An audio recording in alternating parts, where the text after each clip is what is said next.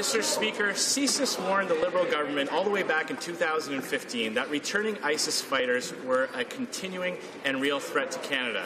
They warned that Canadian citizens were recruited by ISIS, quote, not because they needed more foot soldiers, but because they want to teach the Westerners to take the struggle into every neighborhood and subway back home.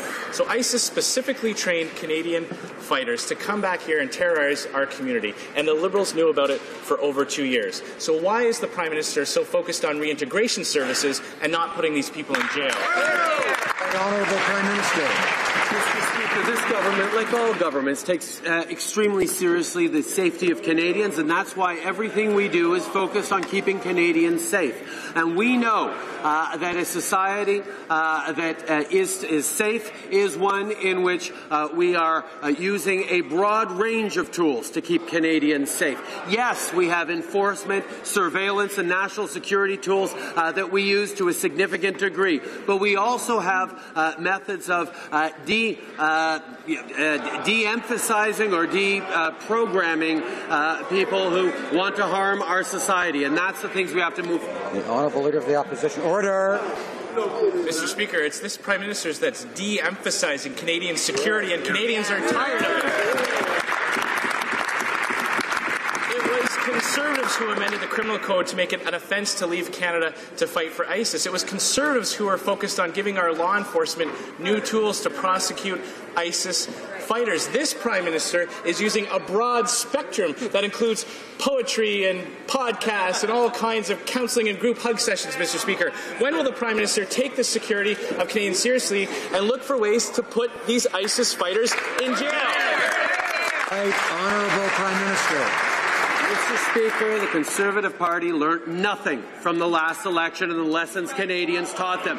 They ran an election on snitch lines against Muslims. They ran an election on Islamophobia and division. And still, they play the same games trying to scare Canadians.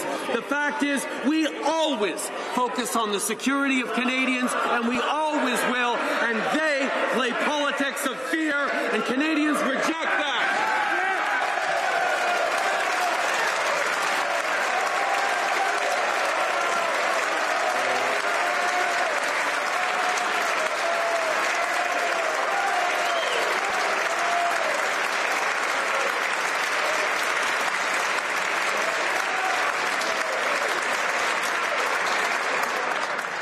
Wednesday come early.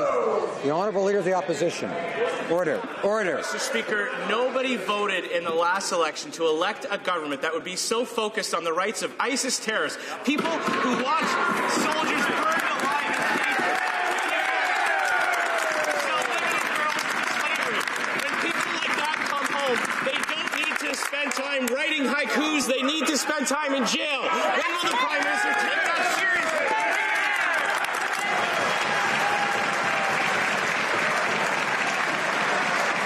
Right, Honourable Prime Minister. Order. Mr. Speaker.